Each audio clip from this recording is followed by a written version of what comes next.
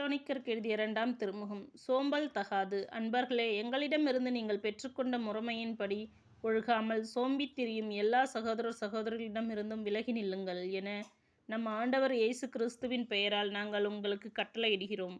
எங்களைப் போல் ஒழுகுவது எப்படி என்பது உங்களுக்கே தெரியும். ஏனெனில் உங்களிடையே இருந்தபோது நாங்கள் சோம்பித் திரியவில்லை, எவரிடமும் இலவசமாக நாங்கள் உணவருந்தவில்லை. மாறாக உங்களுள் எவருக்கும் சுமையாயிராதபடி இராப்பகலாய் பாடுபட்டு உழைத்தோம்.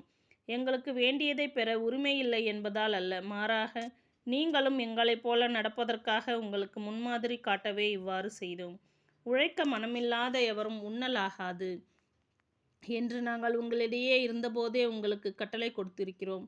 உங்களுள் சிலர் எந்த வேலையும் செய்யாமல் சோம்பேறிகளாக சுற்றித் திரிந்து பிறர் வேலையில் தலையிடுவதாக கேள்விப்படுகிறோம்.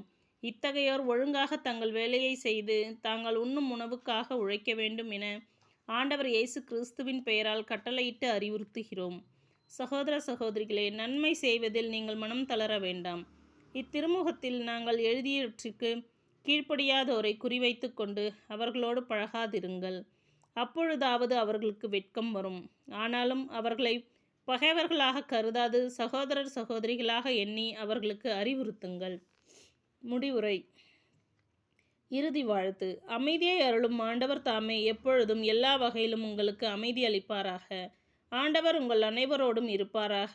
இவ்வாழ்த்தை பவுலாகிய நான் என் கைப்பட எழுதுகிறேன். நான் எழுதும் திருமுகம் ஒவ்வொன்றுக்கும் இதுவே அடையாளம். இதுவே நான் எழுதும் முறை. நம் ஆண்டவர் இயேசு கிறிஸ்துவின் அருள் உங்கள் அனைவரோடும் இருப்பதாக. ஆமேன்.